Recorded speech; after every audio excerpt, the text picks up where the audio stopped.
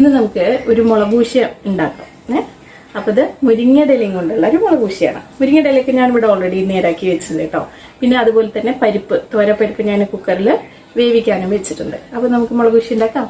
അപ്പോൾ നമുക്ക് മുരിങ്ങയുടെ ഇല ഒന്ന് വേവിക്കാൻ വേണ്ടി വെക്കാം. മുരിങ്ങയുടെ ഇല ഒരു ചട്ടിയിലിട്ട് കൊടുത്ത ശേഷം അതിലേക്ക് മഞ്ഞപ്പൊടിയും പിന്നെ ഈ മുരിങ്ങയുടെ ഇല വേവാൻ ആവശ്യമായ വെള്ളം ഒഴിച്ചിട്ട് അടച്ച് വെച്ചൊന്ന് വേവിക്കാൻ വെക്കാം. മുരിങ്ങയുടെ ഇല ഒരുപാട് നേരം കുക്ക് ചെയ്യരുതെന്ന് കേട്ടോ പറയുക. ഇനി നമുക്ക് തേങ്ങ അരച്ചെടുക്കാം. മുളകൂശത്തിന് വേണ്ടിയിട്ട് ഞാൻ ഏകദേശം ഒരു അരമുറി തേങ്ങയും എരിവിനാവശ്യമായ വറ്റൽമുളകും ജീരകവും കൂടി പാകത്തിന് വെള്ളമൊഴിച്ച് നന്നായി ഇവിടെ അരച്ചെടുത്ത് മാറ്റി വെച്ചിട്ടുണ്ട്.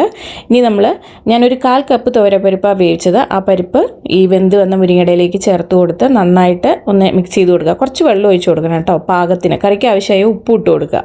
ഇതെല്ലാം നല്ലൊരു തിള വരുമ്പോൾ അരച്ച് വെച്ച തേങ്ങ നമുക്ക് ഒഴിച്ചു കൊടുക്കാം. മിക്സി കഴുകിയ കുറച്ച് വെള്ളം ഒഴിച്ച് കൊടുക്കാം. നന്നായിട്ടൊന്ന് മിക്സ് ചെയ്ത് കൊടുക്കാം.